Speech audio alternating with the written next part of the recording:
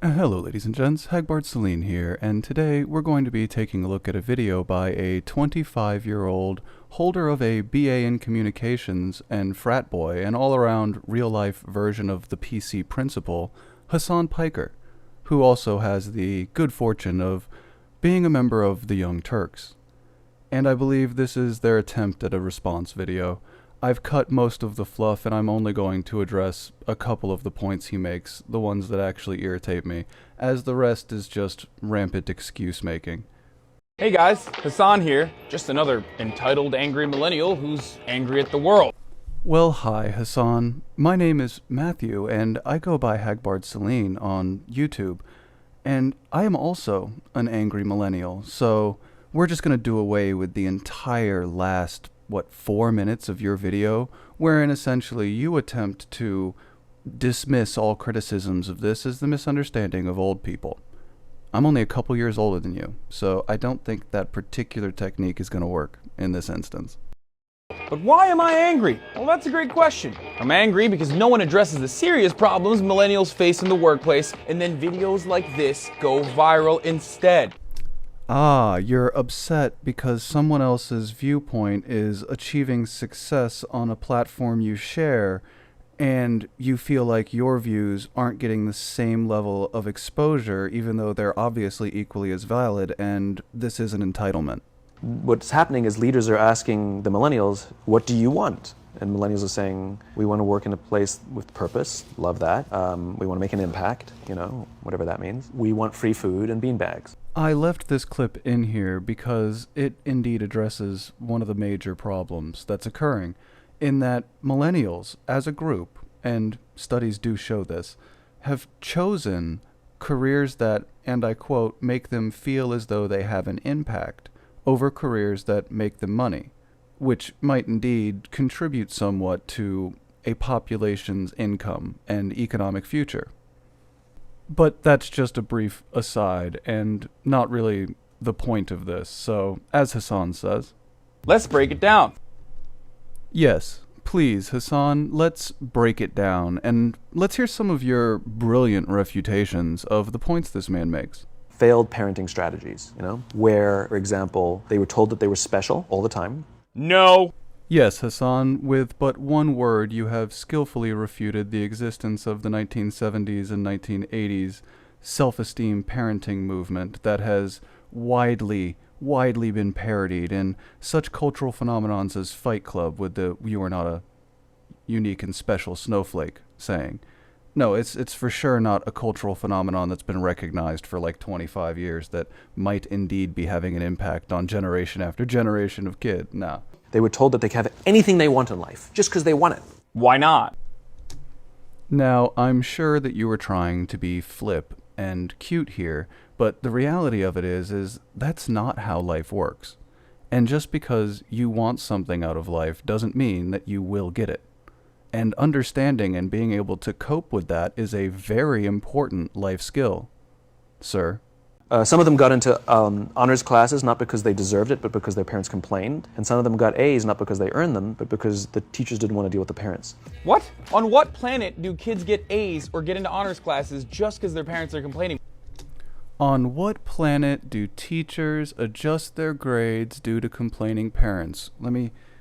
This one. Earth. On Earth. Hassan, it's a phenomenon that has been occurring, again, for about 20 years, and increasing in its momentum as it has done so. What about college?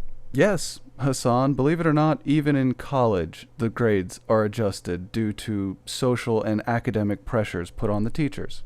Not necessarily parents complaining, although gaining access to a college and getting through it can indeed be assisted by having powerful parents. Or are you going to deny that fact, Hassan? For fun, let's skip ahead a bit to the portion where you refute the concept that removing an aspect of competition, but in your idea it was the trophy argument, but we'll skip that because you admit that even if this is true, our society still has other areas where competition is welcome. Also, let's just conveniently ignore all of the other aspects of life where competition does exist, like video games, for example. Yes, ladies and gentlemen, getting your sense of accomplishment through competition from mediums like video games, that's That's the only thing you need. You don't need any sort of realistic expectation of consequences to your failures or anything. No, video game competition by far, bar none, is the height of human competition.